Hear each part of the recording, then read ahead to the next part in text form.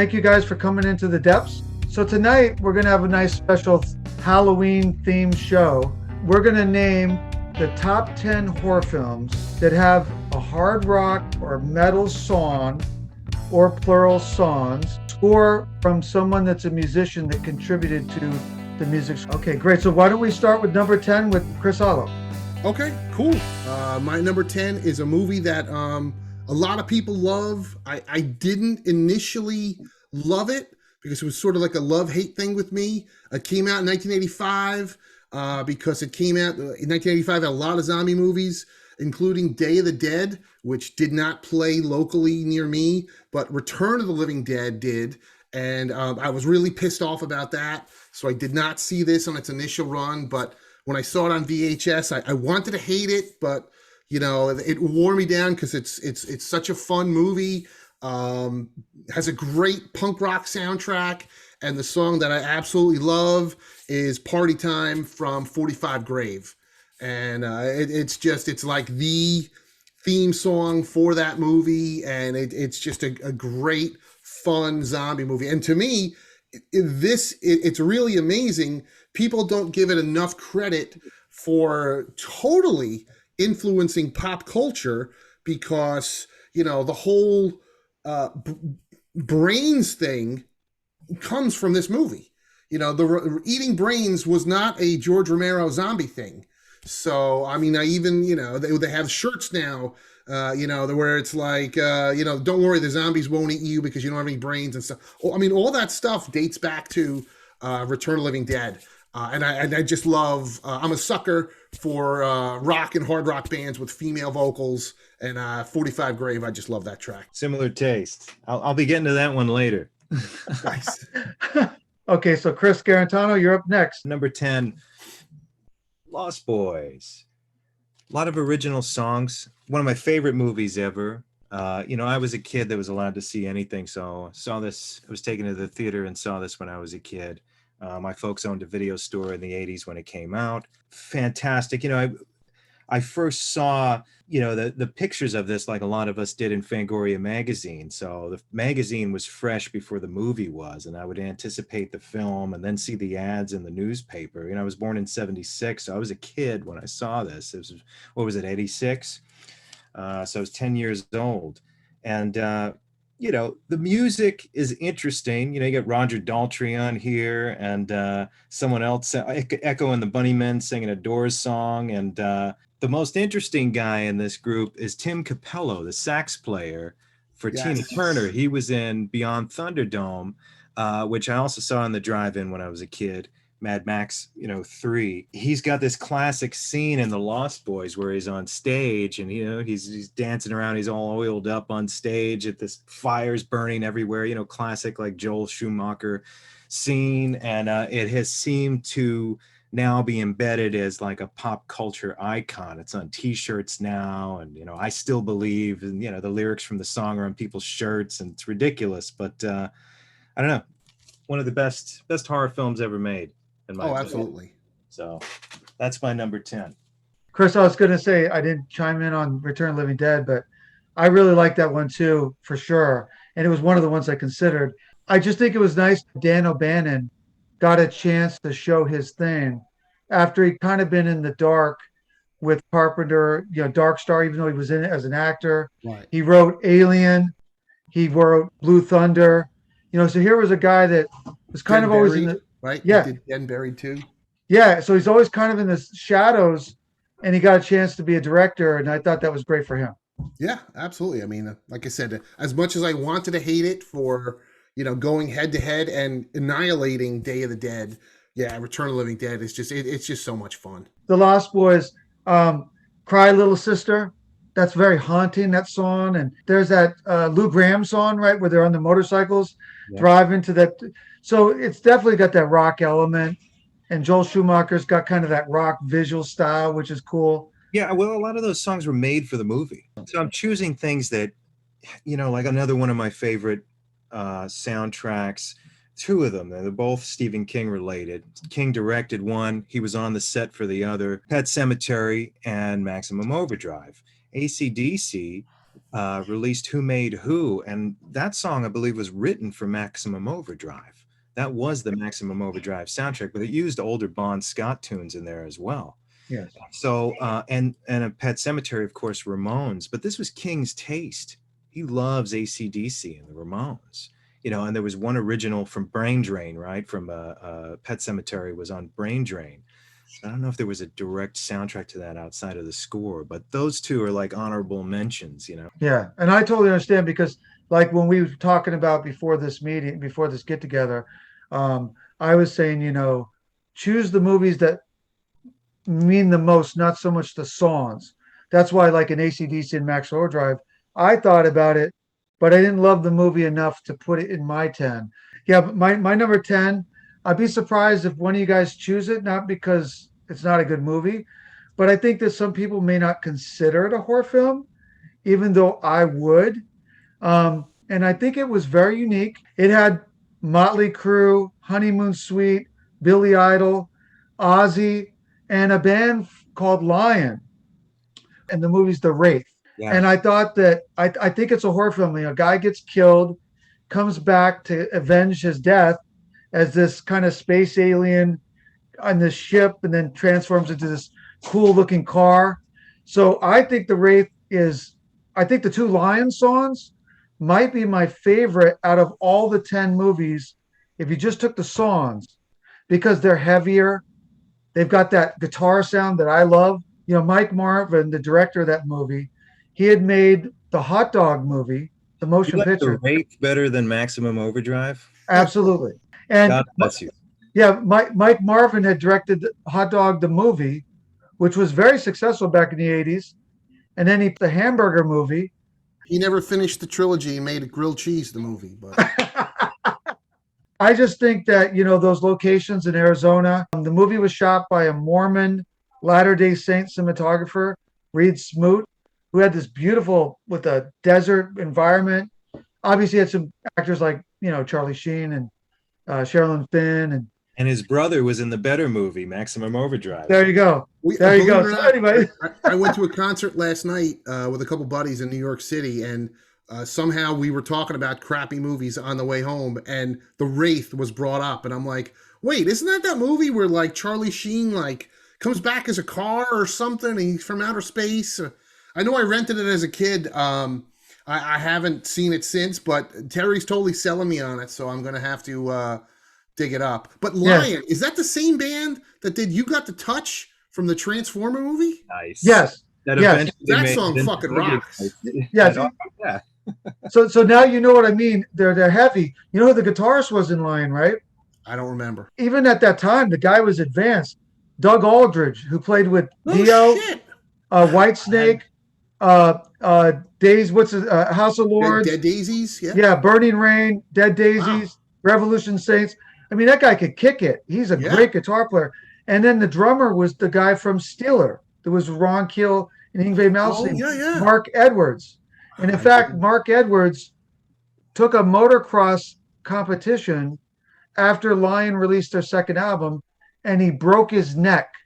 Holy shit. And the bands, they disbanded. Nick Cassavetes played the bad guy in that. And that was John Cassavetes' son, who went on to direct The Notebook. Yes.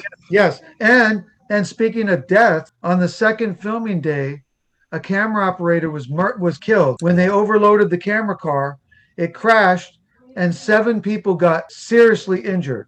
One of them, I think, couldn't walk anymore, and one died. That guy's name was Bruce Ingram. So the movie, I mean, think about it, the director actually said after that second day, and he had this major accident, because remember, that's before CGI. All that stuff was real. And I heard the director actually said that his inspiration for the film was combining High Plains Drifter with The Road Warrior. Now, obviously, the movie had a little lighter side, but that came from the studio, not the director. I've seen The Wraith a few times. I saw it more when it came out, and recently I watched it, maybe a couple of months ago. But Terry's telling me, so it's been 34 years. I'll have to revisit it. Okay, cool. And then watch Maximum Overdrive. Yes. Yeah, that's a good one. It's fun. That's fun. I think King's too hard on himself. It's certainly better than a lot of shit I've seen come out. Let's go to number 9. All right, number 9 for me. I'm wearing the shirt from Sammy Kerr from Trick or Treat. So I'm gonna go with "For Midnight" from or "Trick or Treat." Either song's great from the band Fastway, which was on the Trick or Treat soundtrack. Trick or Treat is a movie made for metalheads.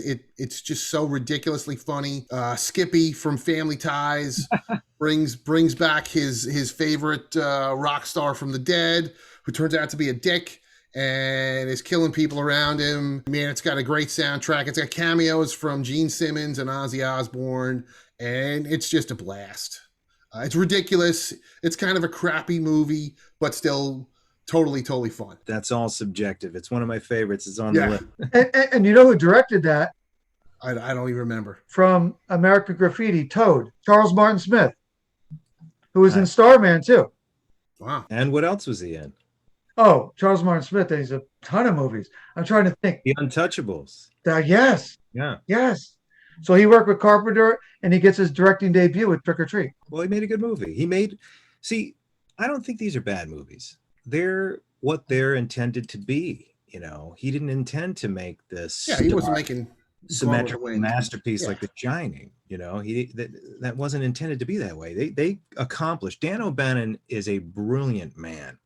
Return of the Living Dead is what he wanted it to be. I believe that wholeheartedly in the end. I mean, obviously it's organic making a film to some extent, but that movie worked in the end. I mean, it worked 100%. And you said something, Chris, that I think is important that everyone understands. I don't mean you guys, I mean the audience or listeners or whatever, watchers. Not every movie's supposed to be serious, dead set, really. Oh, yeah. You know, you have your comedic, lighthearted, even horror films, trashy horror films.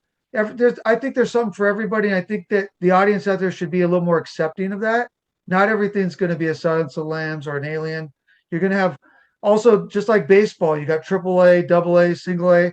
Not everybody's playing in the big league. So you kind of got to give everybody a shot. You're up, Chris, with number 9. Right here. Shocker. Nice. Another soundtrack with original songs that were made by everybody from Megadeth to, dream bands that I believe Paul Stanley was singing on one band, and then they had different people from other bands. And I know Alice Cooper sang something for this, and, shocker. Wes Craven's, I think, frequent attempt at making another franchise. I'm not sure why this one didn't take off. It's not an awful film. Certainly not awful. Pretty iconic villain, Horace Pinker. I was excited when this came out. Again, I think, how old are you folks? I'm slightly younger than Terry. I don't know if you and I are around the same age. I'm 45, so I'm 50. Right. I'm 50 and I'm 55. So in other words, this was hitting me when I was a little younger than you. And Right. I was just, I just started taking guitar lessons. And I mean, this was just one of the soundtracks I would listen to over and over again. And one of my favorite songs on here is a band that I think hit pretty hard in the beginning, but disappeared. Dangerous Toys, the Demon Bell song. That's On the soundtrack. that's later on my list. It is an amazing song. Yeah. I like Dangerous Toys. I think it's the best song they ever did. Yeah, that's a hard song. Predates Pantera with Phil, and Cemetery Gates and stuff like that. And it's like I don't know what happened to Dangerous Toys. You guys know. You're more like. I mean, their first album did pretty well. But then their second album, which I think was called Pissed, came out in 1991, and that's when grunge had hit, and their career just pretty much ended right then and there, unfortunately. I never gave up on metal, man. I never. The singer was in. He was. I think it's Jason McMaster. He was in the band Watchtower, which is like total math metal, way ahead of their time. And I think he eventually went back to them years later. But yeah, they've done some Dangerous Toys reunions. But yeah, just bad timing for them. Yeah, Scared was a cool song. Yeah, that was a big hit for them. I mean, that was all over MTV. I saw them once on the first album, and then on the second record, I saw them was the Operation Rock and Roll Tour. It was Motorhead, Judas Priest, Alice Cooper, Dangerous Toys, and Metal Church. But, grunge had already come over. Ticket sales for that tour were not doing well. It's just a shame. But Demon Bell is an amazing track. You know, I think that type of just raw metal should come back. You know, that rock and roll should come back. I don't know what the new music is. I've been out of touch with it for a while because I listen to all the stuff I just love. And, you know, there's other music I like. I'm pretty eclectic. You know, sometimes, just like what you were saying earlier with Return of the Living Dead, it brought a certain type of punk into people's consciousness because they can associate it with the movie. Or in other words, I'm sure Shocker created a lot of metal fans. If there was another movie or even a series now, because series are really popular, that brought metal back. I wrote one. There's a lot of Judas Priest in it. I'm hoping, you know, that it has an influence, you know, it like on the youth even would encourage them to go back and listen to these old albums, but also kind of inspire them to go and make their own instead of sitting on, no offense to anybody, but sitting on TikTok all day. These kids should be speaking their minds with music and film and art. What's the expression? Great minds think alike. My number 9 was Wes Craven's Shocker as well.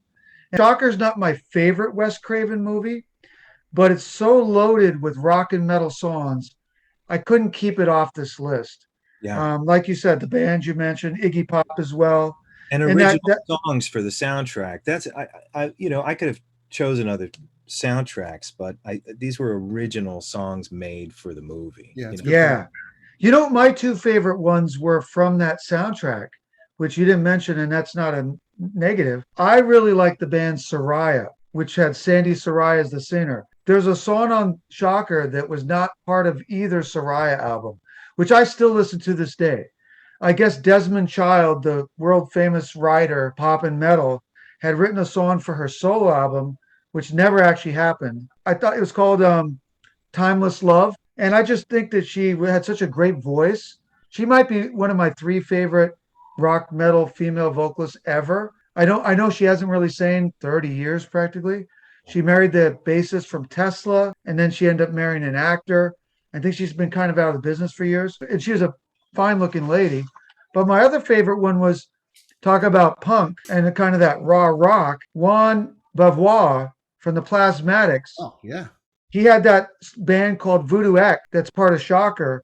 And I loved his soul. I love his album called Drums Along the Mohawk, which I think Stallone took a song for Cobra. Cobra, yeah, absolutely. And I just always liked him. He's got Feel the Heat. I think. Yeah, Feel the Heat. He's got this great voice, and the album I think was produced by Max Norman, who's a world famous metal producer, Lynch Mob, etc. So, Ozzy, yeah. Yeah, I think the problem for me with Shocker, Chris, like you said, Craven was trying to force the next Freddy Krueger, and it almost felt like a corporate decision.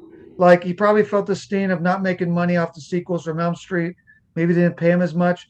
So he was trying to create that cash cow with Horace Pinker. When you're a young kid and you're into heavy metal and horror movies, you don't give a shit about what Craven did in the boardroom. Right, but I think the movie felt a little bit cold because of that. It didn't come from like a natural, organic creation. I think he kind of tried to force the next franchise. It did feel a little forced, yeah. Yeah, did Craven? I saw it in the theater whenever it came out, which I think it was '89. Yeah. So did I. I enjoyed it, but it did feel a little forced. Like, yeah, he was trying to make Horace Pinkerton cool. He was trying to make this the new, horror franchise player. And you guys know sometimes these things work, but sometimes if you try too hard, sometimes you miss the mark a little bit. It's certainly not a perfect movie. I picked the soundtrack, but I can tell you right now with a straight face, it's better than The Wraith. Remember, that's subjective, right? But I put it before The Wraith. I put it 9, so we're on the same wavelength. All right, so why don't we go to number 8, guys? And I guess Chris, I'll say Christopher and Christopher. It's I had Demon Bell from Dangerous Toys. I mean, it's Shocker again, not my favorite movie, but I enjoyed it. But man, that song is fucking amazing. Like, I have both the first 2 Dangerous Toys records, and this track was better than anything on either record. They should have. It was definitely harder edged than their first record, and the second record I remember being kind of crappy.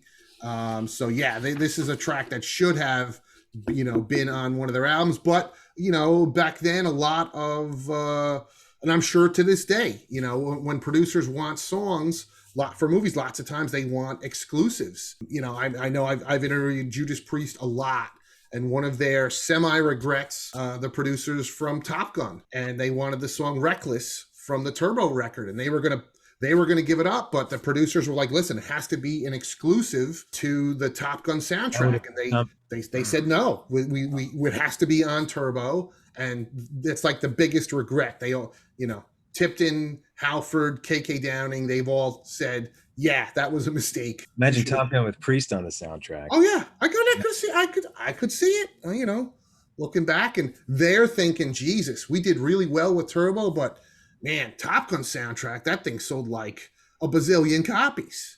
And every day, you know, they were like, listen, every artist that was on the Top Gun soundtrack, you know, Berlin, Kenny Loggins, they all went to the next level, which was what Judas Priest was looking for at the time. So to get back on track, I guess you can't blame Dangerous Toys, because if Shocker had been a huge hit and the soundtrack was a huge hit, you know, maybe Dangerous Toys would still be going today. Look, in their defense, they were working with Wes Craven, who made Freddy Krueger and Hills Have Eyes, so I could see why they would do it. No doubt. You know, the Last House on the Left, I mean, one of the true masters of horror. And then he had more success later with Scream. Yeah, again, talk about holy, you know, unbelievable hits. Which, look, there's still, I just saw the trailer today for the brand new Scream movie. So stuff that he did, God, what was that, 20-something years ago? 25 years ago? Maybe more? Yeah. When the hell was Scream 1? Was that the 90s? 96. Yeah. So we're getting closer to 30 years. Yeah. Christopher's up now with his 8th. Older rock and roll, but John Carpenter's Christine. Perfect. You know, and again, here's another movie that a lot of people say wasn't that great of a film, but it blew me away. To this day, it does. I got to sit in Christine, or one of the Christines, when I was making my show Strange World for Discovery Channel. We were doing an episode on James Dean's car, The Curse of James Dean's Car. And so we went to this auto museum, and Christine was there. And I was freaked. And they shot a whole bunch of scenes for it. They were going to put in the show, but obviously, you know, when you're shooting like 1,000 hours of footage, it doesn't make it in. But it was really neat. I'm obsessed. I have a Christine, you know, kind of scale. You know, the lights go on and everything in the other room over here, and I'm obsessed with the cinematography in that film, how it's married to the music, the story behind it. The book is fantastic. But I love Carpenter's film to this day. He left out a lot, but sometimes maybe that's good. And I don't know why it's not further. It was celebrated more later. The music in the film is fantastic. Obviously, they have some modern music too, you know, because when it transitions over to Arnie's story, you know, you have the Rolling Stones and you have all this other stuff going on in there. But Christine only plays music from the 50s. You know, through her radio. It's such an integral part of the story, even though those songs weren't made for the movie. And you know, I would wholeheartedly agree with you, Chris, that it's a really great film. I think the acting is really high level. And, you know, of course, as you know, he was coming off getting trashed by the critics and the studio for The Thing. So that I know very much, yeah. But again, I saw that as a kid as well, and it blew me away. I never really cared too much what anyone else thought. Even to this day, it's like if I like something, I like it.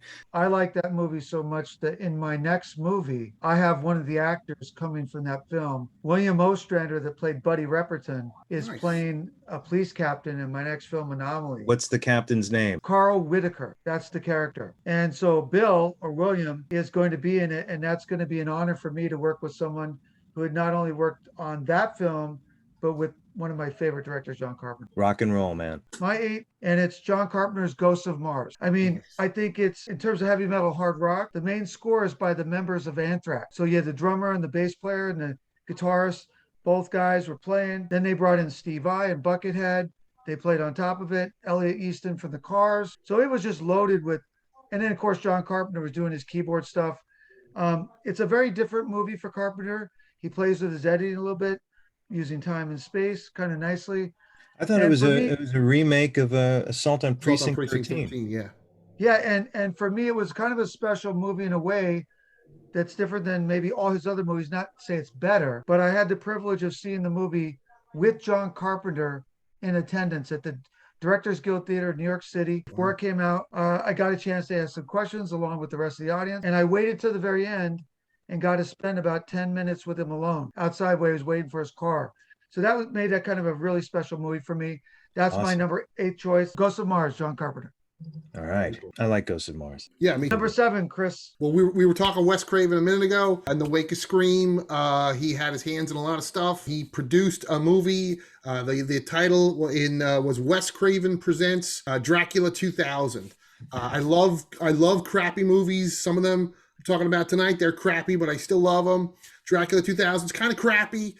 Gerard Butler is Dracula, and Christopher Plummer is Van Helsing, and they're both good actors. Movie's kind of stupid, but kind of fun. Had a great soundtrack, and one of my all-time favorite bands, Slayer, did the song Bloodline for this record. The song also appears on their 2001 record, God Hates Us All, but that's a different version. But yeah, I just love that track. It's slow and brooding and heavy. I love it, and yeah, that's my my number 7. Love Slayer. I haven't seen Dracula 2000 in a long time. Yeah. Probably since it came out. I don't even remember it. It's fun cheese. Yeah, I'd have to go back. Jerry Ryan, who was 7 of 9 in the Star Trek, who's gorgeous. She's in it. The kid from that 70s show is in it. It's a fun cheesy movie. If I remember right, Chris, I think that was directed by Patrick Lussier. Yes. Who edited Scream and a bunch of and who did later went on to do My Bloody Valentine remake and a bunch of other stuff. Again, I have a lot of favorites, and I have ones that I think are very significant. One of which is American Werewolf in London. Every song that was used in Landis's film had the word moon in it. Okay, like he kept that consistent throughout the film, and it was fantastic. The Creedence song and all the 50s songs. Instead, on this list, I chose a lot of unique entries, and in this one, there was a combination of a few known kind of post-punk songs and some heavy metal songs. Mostly, I think 3 or 4 of the songs, along with the soundtrack, Night of the Demons. Dennis Tenney actually recorded those with his band and made it for this soundtrack. And it's a cool little movie. I don't recall seeing this in the movie theater. I saw this on home video, and I thought it was really neat. It was like another attempt at it wasn't as strong as Return of the Living Dead. For me as a filmmaker, I even knew it then. It's a great movie. It still holds up for a fantastic Halloween horror film. It's got some genuinely creepy moments. And again, we love these movies for elements that they were made for. They're not because they're just like these highbrow pieces of cinema. I mean, that's why you like The Wraith, So yeah, Night of the Demons. Boom. Cool. All right. So my number 7 choice, which might surprise some people here, Friday the 13th, Part 6, Jason Lives. Tom McLaughlin. I really admired how he came out after the debacle of A New Beginning, Part 5, which was pretty murky at best, but he went back to kind of a gothic route with bringing Jason back with the lightning, kind of a Frankenstein reincarnation. Alice Cooper had 3 songs in the movie. He created The Man Behind the Mask, He's Back, which was kind of fun, kind of in a cinematic, corny way. My favorite song off that was Teenage Frankenstein. And Constrictor was Alice Cooper's first sober record. Yes, and Michael Wagner produced that, a metal God producer. But that scene where the guy and the girl making out in the RV, and then the guy starts driving it, and Jason comes out, pushes her face through the bathroom, and then comes up behind him as he's listening to Teenage Frankenstein and takes that bow knife and stabs it right through the ear. I kind of took that as that's the way Jason silences the music. And then the car, it flips and skids, and Jason comes out and stands on top of it on fire listening to Alice Cooper. That's pretty cool, right? Yeah, man. Absolutely. Yeah. And that song was a huge hit for Alice Cooper. That record was a big hit, helped, brought his career back. Sure. Go to number 6 with Chris. My next one, it's another crappy movie, but I love crappy movies. This one is another one, kind of like Trick or Treat. It's a horror movie for, metal people, because metal people will get all the references. It came out in 88. The movie is Black Roses. And the song is Me Against the World by Lizzie Borden, which was also on the Lizzie Borden album as well. Man, the movie, it's ridiculous. This band comes to town. They're doing 3 nights in this little tiny podunk Midwest town. It's kind of like Footloose. The parents are against it. And then the band kind of pretends, oh no, we're nice guys. So they start playing their gigs, and it possesses all the kids, and the kids start killing the parents. And there's one parent who's like, I can't take it. I got to put a stop to this. And then you find out that the band are actually like, they turn into rubber monsters at the end. It's so fucking ridiculous, but it's a lot of fun. And I love this track, "Me Against the World." I think it's the best song I think Lizzie Borden ever did. You're bringing up movies I haven't seen in years. I got to go back to Black Roses. Yeah, it's cheese. I don't even think it's on DVD, to be honest. No, it was on VHS. I had it. I was going to say, I have a video store. I have the poster in my room. I have the soundtrack album somewhere. But yeah, I have a one of the bootleg DVD rips of it. And I really dug this movie. I saw it as a kid, believe it or not. And it's another special effects film that, I saw images in Fangoria magazine, and, I wanted to see it. And I loved it even more when, my film school days, which was like, 10, 15 years later or more. The main score is by Giorgio Moroder, but there's David Bowie on the soundtrack. And I believe that song, Bowie made it for the film, no? Because it was called Cat People, Putting Out Fire with Gasoline. So I believe Bowie made the song for the movie. Violent remake of a Val Lewton, produced classic horror film, old black and white horror film. And this is, Paul Schrader's remake of it. Fantastic, right? Yeah. I know the last time you saw it, beautiful visuals, beautiful cinematography, great soundtrack, Marauder and Bowie, like combination in here. Malcolm McDowell, Isn't it weird when you think of a movie, you'll think of a scene? And for some reason, Chris, when you brought that up, and that's a Arms great getting choice. ripped off. I don't know why, but I picture the scene with that. I think she's a prostitute. She's on a bed. Oh, of course you picture that. And you see the tail. Yeah, the tail underneath the black the bed. tail. That's the image I think of that movie. I think that prostitute was Lynn Lowry. Lynn Lowry, yeah. Who was in The Crazies and Shivers and a bunch of other classics. So my sixth, after serving as a line producer on The Hearst, executive producer on Hell Night, which I loved, the Morgan Fairchild film, The Seduction, and working as an associate producer for Joseph Rubin on Dreamscape, director Chuck Russell finally got his first job directing Nightmare on Elm Street 3, Dream Warrior. Dokken was my favorite band at that time because I'm a huge George Lynch fan. So the fact that it had two Dokken songs, one created for the movie, Dream Warriors, and it also had was it Into the Fire? Into the Fire, yeah, off Tooth and Nail. Off of Tooth and Nail, yeah. So, and then it had all those great special effects makeup by Shostrom and Greg Canham and Kevin Yeager. I just love that George Lynch intro. It's got that dark kind of brooding, clean guitar, and then it gets heavy. I'm having my brother create a track for our show tonight. He's actually working on it now in that kind of vein. So that's my number 6. Now I have that record, and it's the record I had when I was a kid when I bought it. Wow. But I left it out of the group because I thought everyone was going to choose it. I was going to say I have the 7-inch with the movie poster, but nice. I figured someone was going to pick it too. So yeah, I have the original. I have the one I got when it came out. At least one of us brought it in, right? So that's good. Absolutely. Yeah. And do you know the other two bands that were approached by the producers of that movie? No. The producers approached Black Sabbath, Dio, and Dokken, and they all submitted songs for Dream Warriors. And who was the singer for Sabbath at the time? That was Tony Martin. Wow. It was they were doing the Eternal Idol record at the time, but that was a low, a real low for the band.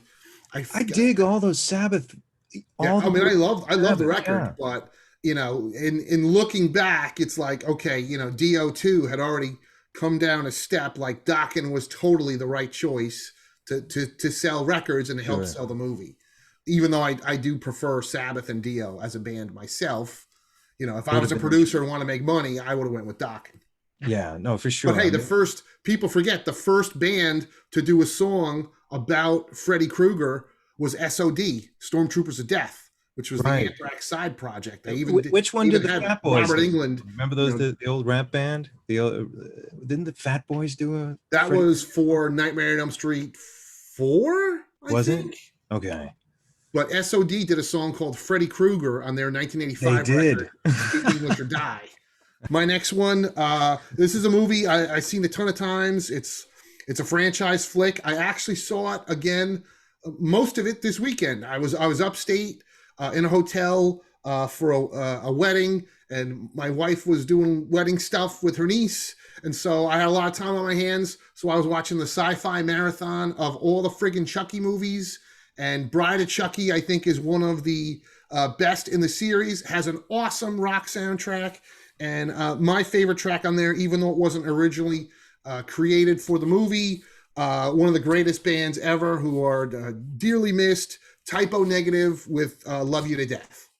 Yeah, man. And it's a great track, great movie. Still totally holds up. I mean, John Ritter is the cop. He's just such an asshole. And this is the movie that introduces Tiffany to the franchise. And, Chucky comes back and his head is all caved in and stitched up. And it's just, I think it's probably the second best of the whole Child's Play series. I saw Typo Negative and Bile, and I think this was before Bloody Kisses.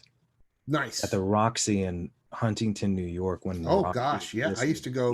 Yeah, I don't think I saw that show there, but I remember Bile. Actually, I saw them do their industrial thing when they had the little lights. Yeah. And yeah, God, I seen Typo Negative probably, I don't know, 12 times, 15 yeah. times. Amazing. I saw them on October Rust and on Bloody Kisses, but this was before that, because the Roxy would play a lot of cool bands. I mean, way back. For sure. Yeah. I mean, I used to go to before it was the Roxy, when he had Frank Cariola's Sundance. I mean, I used to go there all the time.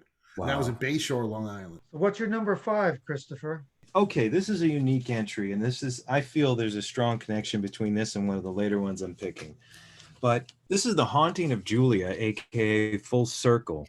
And Colin Town did a soundtrack that was really unique because he composed the music, but he also sang 3 different songs on here that pertain to the story. It's such a creepy movie. I saw it the first time when I was a little kid, and the opening scene where the little girl is choking and Mia Farrow is trying to save her. It's such a desperation. And then it ends up where this ghost of a little girl is coveting Mia Farrow throughout the rest of the film.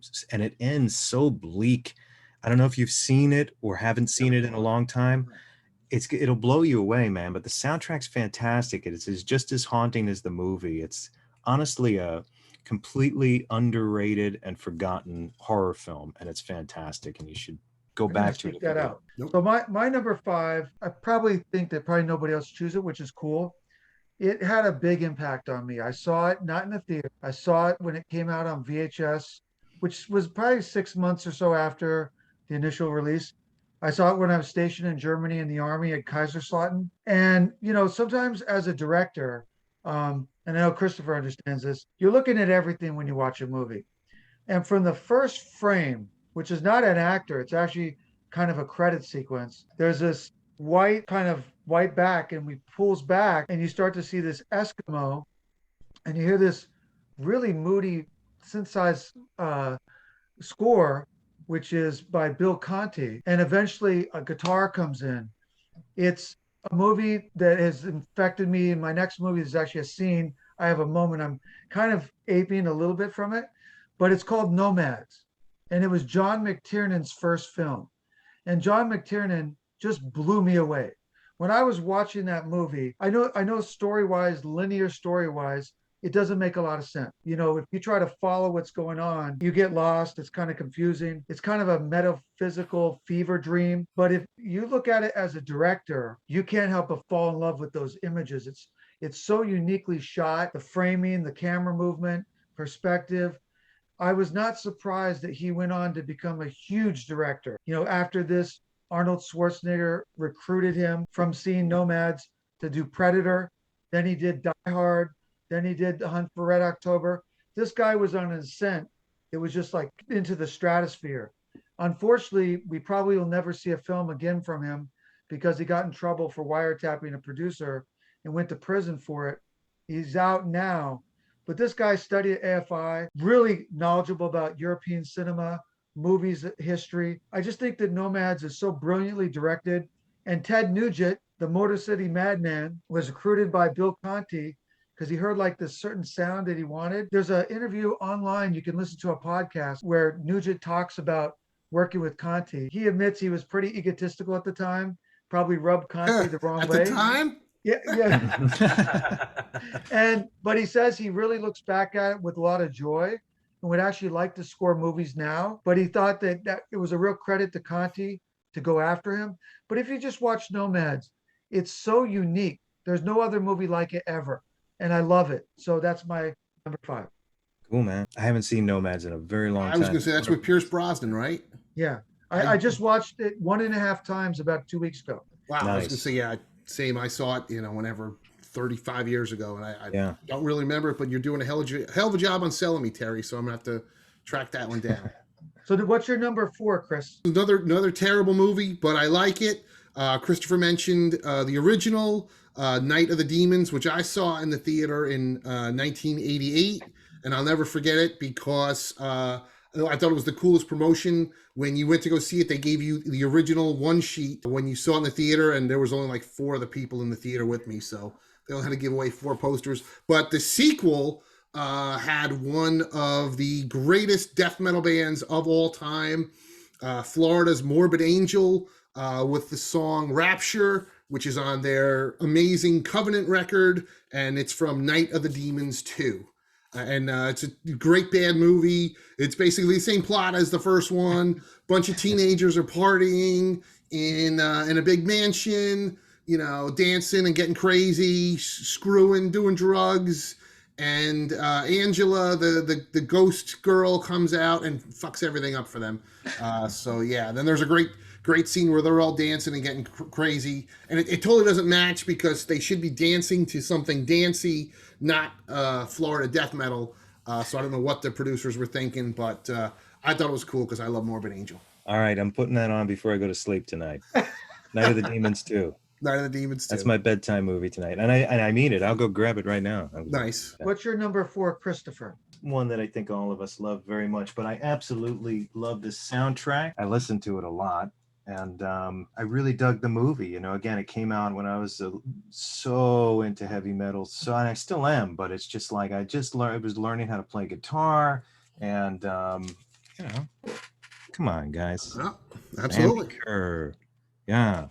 Fastway posing as the voice of Sammy Kerr. What a cool soundtrack. Do you think this hurt Fastway's career? No. That was that video was on MTV a lot. It's but why? Okay, my question is, you would think, then the only reason why I asked that is because Fastway, much like Cafferty, right? And the Beaver Brown Band did Eddie and the Cruisers, they were doing Sammy Kerr in this movie. Right. And didn't Eddie and the Cruisers hurt Cafferty a little bit? Like he was the voice of Eddie and that was it. I guess it wasn't, it was a slightly different. Fastway was a big band before they did this. Right, yeah, they had a huge hit before this, but I mean, I don't know if it hurt, John Cafferty and the Beaver Brown Band because nobody ever heard of them until that Eddie and the Cruisers movie came out. Eddie and the Cruisers tanked at the box office, but then when it started playing on HBO, that's when it picked up steam. Yeah, but it's fantastic soundtrack. I'm sure. Yeah, great soundtrack. Chris, I completely agree with you. That was definitely on my radar. I figured someone would take it, so that's like you guys avoided Dream Warriors. I kind of avoided because I thought someone would take it, but not because it was bad. Or I love this. I might listen to that album more than I listen to other Fastway albums, and that's not a credit. It's great. Right. Yeah, I mean, my favorites are the first record and Trick or Treat. Right. Same. And my first concert ever was Fastway first, so they were technically the first band I ever saw live. Fastway, Saxon, and Iron Maiden. Wow, that was a Peace of Mind tour, right? Yep, that was Peace of Mind tour. Amazing. Mine was Priest, Megadeth, and Testament. Oh, Painkiller. Yeah, amazing. A little younger guys. Yeah. My first concert was 1986, Queensryche and Ozzy Osbourne. Nice. I love it. My number 4 has a director appearing for the second time in my choices. I think it was the movie he wanted to make first, but he didn't have any credibility as a filmmaker. So because he had done the other movie first and it was so successful, it allowed him to make this film. And that, I think it's one of the best remakes ever. And I liked his direction because he focused on mood, atmosphere, character. and bringing these gonzo on-set special makeup effects, miniatures, and physical effects. And that was the remake of The Blob, Oh, 1988. sure. I think I was hooked from the opening credits, which features the moody shots of Abbeville, Louisiana, which I was stationed in, Fort Polk. So I kind of understood that geography a little bit. The songs in the movie, there's a Swedish hard rock metal band called Alien. They had just come out with their first album, and they did the end credit song called Brave New Love. They had another song used from the same album, which is played during one of the scenes called Feel My Love. And then there's a song which I couldn't really find it on the internet, but I love the guitar player. There's a guitar player who I think might be one of the most underrated in all of hard rock metal ever. His name is Mike Slammer. He was in a band called City Boy. He was in a band called Streets with one of the Kansas members. He was in a band called Steelhouse Lane, Seventh Key, and Devil's Hand. He was the go-to guitarist for Bew Hill, who produced Rat, Fiona, a bunch of other bands like that. In fact, the first Warren album, since the two guitar players weren't good enough to play what the producer wanted, he brought Mike Slammer in to play those parts. So it's actually not those two guitarists, that's Mike Slammer playing on Warren. And they even admit it to this day. So Wow. he did a song for The Blob called Shattered. I think it just must be guitar. Mike Slammer is freaking awesome. I don't know why no one ever talks about it. So my fourth pick is The Blob, 1988. I remember seeing that in the theater. That was fantastic. Same. Good I remake. don't remember the song, but now I want to watch it again and listen for the song. Okay, my number 3, another great terrible movie. I watch this every New Year's Eve with my buddy Sean. It's early 80s slasher. Of course, that's when everything was holiday themed, like Halloween and Friday the 13th, and 1980s New Year's Evil. There's a terrible band in there called Shadow, and they did the theme song for New Year's Evil. And if you hear the song, I can hear it playing in my head right now. The screeching guitar and the terrible screeching vocals. But it's a great song. The movie's a lot of fun. It's so stupid. It's your typical 80s slasher. Guy goes around killing people. There's a twist at the end, which everybody sees coming from a million miles away. And of course, he's doing it on New Year's Eve, and he's doing it supposedly in different time zones, which means there's really not a huge body count, but it's a fun movie. I watch it, like I said, every holiday season, and it's worth a look especially if you love 80s slashers. This is one for you if you haven't seen it yet. To go back to New Year's Evil. Yeah. Again, like I was talking to Terry, it's like Hell Night. I saw just about everything, but for some reason, I just never focused on Hell Night. And I watched it finally, absorbed it recently, and I'm telling you, there's like every other slasher film I've seen hundreds of times, but I was more focused on the Final Terror. I always thought that was like the best underrated. Final Terror is great. And I always say Final Terror is like Predator before Predator. Yeah, it was fantastic. Yeah. Really underrated horror movie, but went back to Hell Night, and I thought that should have been on my list as a kid. I don't know why it wasn't, but it's cool. You catch them all. Yeah, you get to discover him again now. Maybe Linda Blair's second best movie to the X. Well, I love Savage Streets. Yeah, I was about to say Savage Streets. Yeah, I just watched that Hell the other night. I put Hell Night at number 3. And Savage Streets is the Friday 13th director, Danny Simon. Yes. Yep, that's true. There's a lot of cocaine on that set. Oh, yeah. So what's your number 3, Christopher? By the way, Chris, I love that you chose that New Year's Evil. That's the kind of stuff I love when we get these unique perspectives. But sorry to interrupt you. That's right. And so what we have here is another unique perspective connected to the previous one. I truly feel that Colin Towns' soundtrack to The Haunting of Julia, aka Full Circle, inspired Tom York somewhat to do, or the director of the Suspiria remake, which is fantastic if you guys haven't seen it. It's a completely different movie, but honors the original. And one of the best horror films ever made, in my opinion, one of the best remakes ever, is Suspiria, the recent Suspiria, believe it or not. And Tom York did almost a similar thing where Colin Towns had done the soundtrack, but also composed 3 songs where he was the vocalist on. So Tom York did three 3 or 4 where he was the vocalist on the Suspiria soundtrack, and they're absolutely beautiful songs. But this is a gorgeously dark and macabre film that the director, Luca Guadagnino, loved the original, loved it. He had any choice to do any movie he wanted to do after Call Me by Your Name, and he chose to do this, which may have damaged his career. He could have gone on and done another film. He was nominated for Academy Awards before that, but he went to do this, and it's such a fantastic movie, and it's also a big fuck you to anybody who wanted things to be milquetoast. I mean, this is a savage film at times, and a very original interpretation of Argento's picture, which is one of my favorite films of all time. But I embrace this movie, and the soundtrack is fantastic. So I want to see that. I've never seen it yet. you should. It's a great horror film, Terry. So my number 3, kind of a crazy story how I saw this. I saw this in Oklahoma when I went to visit my friends out there. At the time this movie came out in the theater, I remember I got into the airport. And my friend said, come on, we got to go. If we want to catch this movie in the theater, we got to go. So we rush out to his car. I swear to you, it's probably the fastest I ever was in a car with someone. He's driving like 100 miles an hour on these back roads of Tulsa, Oklahoma. And we get to the theater. We end up seeing it. Today, people wouldn't do that. They just put the movie on their phone on a smart TV. But kind of made it special and very memorable. I thought that Tom Holland made a sensational directing debut after coming in as an actor, learning from Lee Strasberg. He screenwrote like The Beast Within, Class of 1984, Psycho 2, Cloak and Dagger. And then I think what broke his back to direct was Michael Winner screwed up a movie for him called Scream for Help. And that, of course, was Fright Night. Or made it better because Scream for Help is fucking amazing, that movie. Yeah. So Fright Night, to me, Fright Night, 1985, brilliant movie. You had, some pop songs like Jay Giles Band, Devo, Sparks, Ian Hunter, Evelyn Keane. But there's 3 rock songs in it. You've got Autograph, You Can't Hide the Beast Inside, April Wine, Rock Myself to Sleep. And then maybe my favorite rock song, even though it's the softest, believe it or not, was White Sister, Save Me Tonight. I love their debut album in '84, White Sister.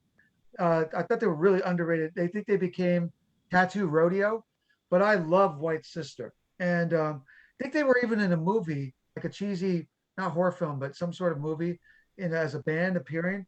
But I didn't put that on my list. But anyway, for me, Fright Night, 85, my number 3 pick. So what's your number 2, Chris? My number 2 is a band we've already mentioned, Iron Maiden. They came out with an amazing record in 1984 called Power Slave. The track from that, Flash of the Blade, is in Dario Argento's Phenomenon, which was released in America under the title of Creepers. And it's a batshit crazy movie. Jennifer Connelly is this little girl, and there's monkeys and bugs and dead people, and she's running in the woods.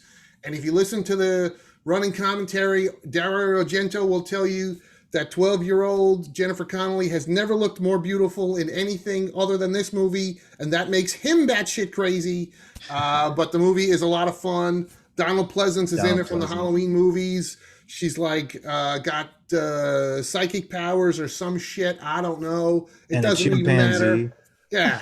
There's a monkey, but there's a really cool soundtrack too, because Dario Argento loves heavy metal, and he put Iron Maiden on the soundtrack, and that's one of my favorite Maiden tracks. I was gonna pick. I have the record over here for Phenomena, but oh, nice. Grab it. I left I have it out. it too. I have it too. I consider that for my list as well, because I really enjoyed it. And it had. But yeah, he's got some rock stuff. Motorhead is on it. Christopher, what's your number 2? Another unique situation. I used to talk to David Hess a lot. I saw, believe it or not, Last House on the Left. I think it maybe was 6 or 7. Pretty crazy movie to see at 6 or 7. But yes, I'll say. I had access to every movie I wanted to see. My folks owned a video store. But I later befriended David Hess, and we would talk a lot on the phone, and he would tell me stories about how he wrote songs for Elvis, All Shook Up and stuff like that. So, Hess, when he was hired to play the bad guy in Last House on the Left, he made a deal with them to do the soundtrack. And so, much like these other 2 that I chose, Suspiria and Full Circle, The Haunting of Julia, It's an original film by Wes Craven, one of the most violent pictures ever made, especially the uncut version.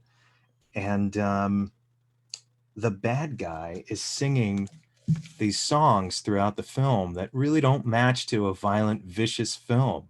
And so when, our angel daughter is getting shot and killed, David Hess's Now You're All Alone is playing right at that moment. It's so sadistic. The fact that Krug is singing that song, and that was used in Quentin Tarantino, because Tarantino always wanted to work with David Hess. He didn't get a chance to because Hess died, unfortunately. But there's a scene in The Hateful Eight where a man is being chased into an outhouse and then ultimately murdered. And Now You're All Alone is playing in that scene. So Hess did get to work with Tarantino eventually. So it's from the Last House on Left soundtrack. Nice. Okay, cool. So that's pretty awesome. Very influential film. Sean Cunningham and Wes Craven kind of together. I mean, without that movie, we wouldn't have Freddie and Jason. So there you go. My number 2 pick is another director making another appearance on this, John Carpenter's Prince of Darkness. Alice Cooper wrote a song for the movie called Prince of Darkness. Oh, geez. Alice Cooper wrote a song from it.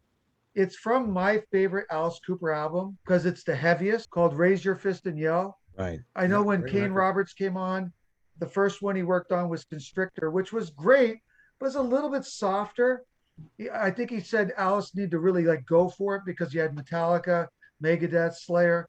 So that Raise Your Fist and Yell, that to me that's Cooper's best. I have that over here. I love that album. Yeah, man. And of course, the movie itself, talking about the movie, I can remember sitting in the theater, Fort Polk, Louisiana. It was in Dolby Stereo. I'm up at the front, and those bassy keyboard lines that start out Carpenter's score, that dun dun dun, and it just grabbed me by the balls. It had me totally engrossed. Then you had all that rapid fire dialogue that was about quantum physics and religion and science. And I thought the acting was really good. I thought Carpenter really, he was going back to his low budget roots, kind of, so to speak. I think there's some images that Gary Kibbe, the late Gary Kibbe, captured, that rack focus with the leaf and the moon tilting down to those ants swarming by the college dorm. The ending of the movie, the climax between Donald Pleasance as the priest who had lost his faith. Catherine Danforth was the character. She saw the devil coming through the mirror, his hands coming through, kind of look almost legend-like. Yeah. And then she jumps into the mirror, kind of shatters it. And then you see this shot where she's on the other side and there's the lights flashing and she's reaching to go back to the light and disappears. I don't know if I've ever seen a more powerful shot in any movie ever made. That was ingenious. It was cool. It was a cool trick. And Alice Cooper did a song for the movie. So that's my number 2. And played a bum in the street. Yeah, he played one of those homeless guys. With the scissors. He murdered a dude with the scissors. I remember that. Yeah. All right, my number 1, it's one of my most purchased movies. I have it on VHS.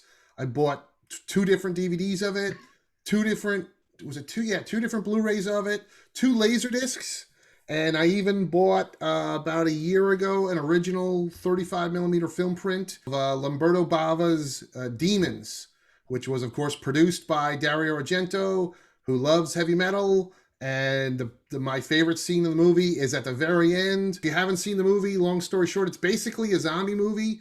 There's a bunch of people that go to a movie theater and they're watching a movie about these zombies that come up out of the grave, but they're not really zombies. They're like demons, sort of.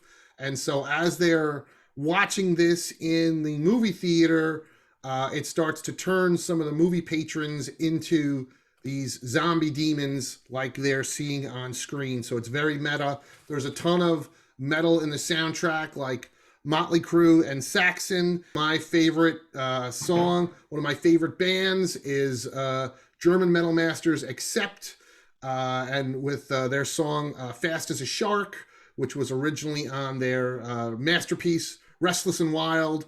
And it's literally a dude on a motorcycle with a hot chick on back of the motorcycle, and he's driving up and down the aisles of the movie theater with a samurai sword, chopping zombies' heads off, even though they're not really zombies, they're demons. Yeah. All while Accept's Fast as a Shark is blaring out the speakers. This could be the greatest scene in cinema history.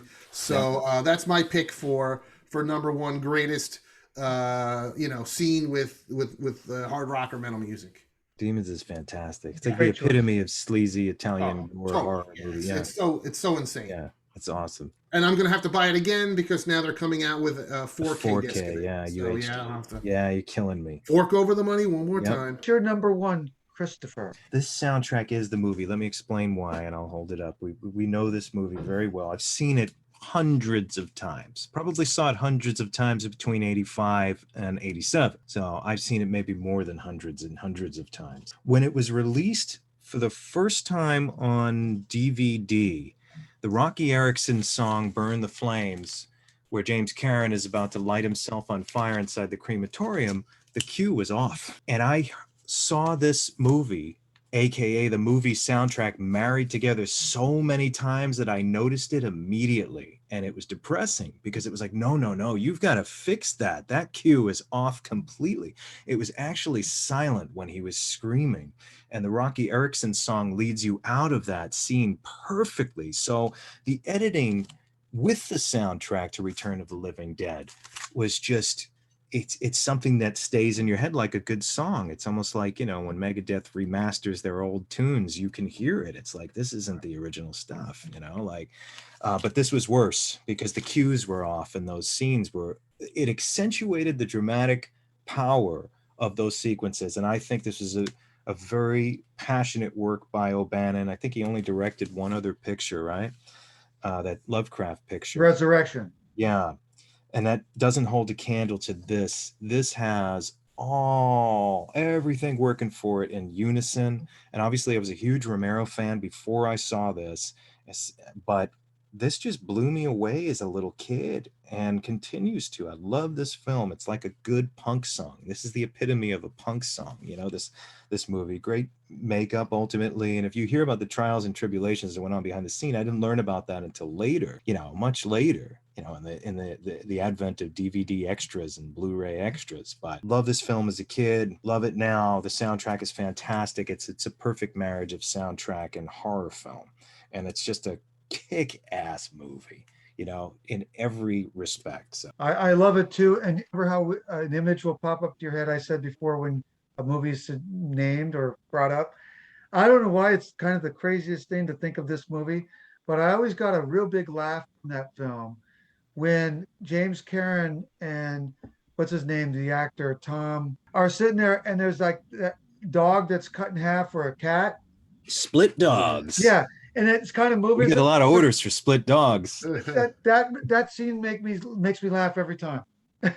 I know every line, just like Texas Chainsaw. It's like I know every line in Return of the Living Dead because it's so well juxtaposed between the music. The beats are so perfect that when I noticed they were off, it was like, no, that shit has to get fixed. Ultimately, I think sans one tune, Scream Factory fixed it. They fixed the cues because enough people complained about that cue was off, or there was two cues that were off. And there was one damned song that they couldn't get, and they replaced it with a different tune in the beginning, but that was acceptable because it was still a punk song from that era. However, I have the German Blu-ray with the original mono soundtrack for Return of the Living Dead that has the one that was out when I was a kid. My number one, it's the weirdest thing because when I was thinking about all these movies, for some reason, this was the last one that came into my mind, which is crazy considering how important this movie is to me as not just a film watcher, but it was the first film that made me interested in filmmaking in some capacity. I didn't know what I wanted to do in film, but it was the movie that got my interest in. I got to get involved with this somehow. I didn't know anything about it at the time. To me, it's a masterpiece. It's one of my two favorite films. The best movie I think ever made for this holiday. It's imageries from this film that nobody can touch. They stayed with me when I saw it the first time in a theater, and I've never lost those images to this date. And that's John Carpenter's Halloween. A lot of time, I couldn't believe I didn't think about the Blue Oyster Cult song, Don't Fear the Reaper, but they qualified that film as one of these potential choices. And it's the movie that started my career as a filmmaker, basically. I love it. And everyone that's tried to copy it or try to ape it or try to redo it. They have not come close. They don't have the talent with the actors. The cinematographer's not as good.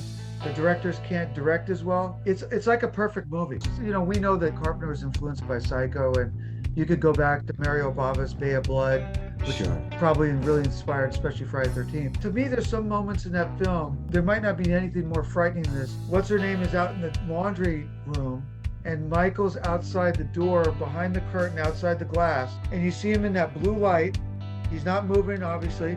And you just see that mask with that is like, is there anything more scary than that? Like this faceless, emotionless face that's just outside your door that could literally come in. Well, we recall what it's like to see that when it was original. So I remember Michael Myers being terrifying when Halloween was new, you know, in its new time. Even up to part 2, he was still fresh. So it was terrifying. You know, there's sometimes just like you guys, I would say, oh, what would I do with one of these sequels as a director? And then all of a sudden I'm like, well, why don't I take the basic concept of this awesome idea that I have and just not make a Halloween movie, make my own characters. And that's what I'm doing. I've been writing my own stuff to start directing, after I'm done with the TV shows I'm making, like, I'm going to direct my first feature horror film next year. And it's a very original story. It's going to make you guys very happy because there's a lot of metal in it. and it's called Off to the Witch. So, Nice. you know, that's the name of my podcast, but I wrote this story before I made the podcast. I just wanted to kind of solidify the name, but obviously from a Last in Line, the Dio song. And I'm with you, Christopher, on that. Is you know, again, not to tout my own work or whatever, but Chris has got his film he's planning next year, and I'm saying this to you, Chris, so you know, I have the movie with William Ostrander, which is called Anomaly, and my goal on that film is to make, I mean, I'm being honest with you, top 10 scary movie ever made. Now, I can't determine that. We can't. It's going to be the audience. But we have a script that's very powerful. I've been trying to wait for the right time to make it in terms of when I thought I was ready as a filmmaker. And I think I'm ready now. Talk about heavy metal. Michael Romeo from Symphony X is going to score the movie. And Mike's doing it not so much guitar-based. It's more orchestral. But I do have him do this one part where these guys are in this car driving, and I'm going to tell him create the most nasty, wicked riffs while these guys are driving. So that kind of relates to metal with this whole show. It's all what you do with your picture is up to you. You seem to understand what good movies are, and you should be able to make one. You should be able to knock people's socks off. You shouldn't forgive yourself if you're not doing it. Like, you need to push yourself to do that, because that's your job as a movie maker. This is a great time to do it because everything's being overdone. These great movies that we're all three of us are celebrating tonight, you know, and it's Halloween month, in my opinion. It's the greatest month of the year. They inspired us. So it's our job now to go out and inspire people. This conversation hopefully gets people that haven't seen these movies to enjoy them, but I want to knock some kids' imagination into overdrive. And yeah, I mean, you got to come up with, you know, new people need to come up because, listen, realistically, all the old guard, I mean, all the guys that you mentioned, Terry, they're either all dead or they got one foot in the grave and the other foot's on a banana peel. I mean, they're all going, unfortunately. Well, for those folks that may not know, I have a movie out now called Devil's Five, and you could just go on any one of the streaming platforms and find it. You know, Vudu, Microsoft, nice. Amazon Prime. Devil's Five, the word 5, not the number, but that's out now. That just came out about 3 weeks ago. So check it out. Well, guys, thank you so much for coming on. I really appreciate your knowledge, your passion for the music, for the movies. We're very much soulmates in that way. And I especially like the unique movies that we each brought. I think that's really important because there's a lot of stuff out there that people could like, not just the limited superhero movies, Marvel movies. See the breadth of what's out there. Hopefully some people will check out what we've talked about. Good thanks for coming into depth. Happy Halloween, everybody. Yes, absolutely. Happy Halloween, guys.